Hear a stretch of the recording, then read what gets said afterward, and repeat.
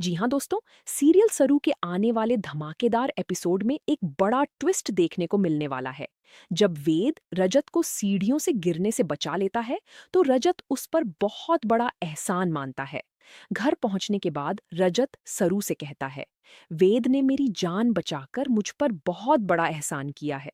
अब चाहे कुछ भी हो जाए, मैं तुम्हें और तुम्हारे मजनू भा को एक करके ही रहूंगा। इसी बीच सरू को पता चलता है कि अन्नपूर्णा जी की तबीयत बहुत ज्यादा खराब है। ये खबर मिलते ही सरू उनके पास चली जाती है और कहती है, मैं आपको इस हालत में अकेला नहीं छोड़ सकती। दूसरी तरफ रजत घर पर अकेला रह जाता है। जब सरू अन्नपूर्णा जी के साथ बजाज हाउस में रहने लगती है, तो वेद को रजत की चिंता होने लगती है। वह सोचता है, अगर सरू यहाँ है तो रजत की देखभाल कौन कर रहा होगा। यही सोचकर वेद रजत से मिलने उसके घर पहुंच जाता है। वहां पहुंचकर वह रजत से पूछता है, अब तुम कैसे हो? सब ठीक है ना? कोई परेशानी तो नहीं है? वेद की मासूमियत देखकर रजत भावुक हो जाता है।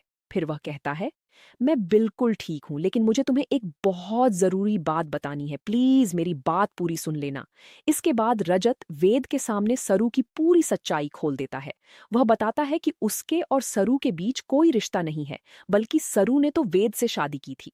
साथ ही वह अनिका और सरू के बीच हुई सारी सच्चाई भी वेद को बता देता है।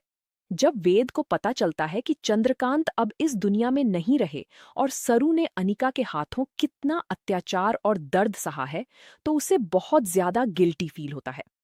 वेद रजत से कहता है, मैं मानता हूं कि सरू अपनी मजबूरियों की वजह से मुझे सच नहीं बता पाई, लेकिन तुम तो मुझे सब कुछ बता सकते थे ना।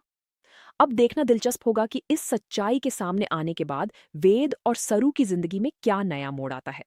आपके हिसाब से रजत को वेद को सरू की सच्चाई बतानी चाहिए थी या नहीं? हमें कमेंट करके जरूर बताएं। और अगर आपको यह अपडेट पसंद आई हो, तो वीडियो को लाइक, शेयर और हमारे चैनल को सब्सक्राइब करना बिल्कुल न भूलें।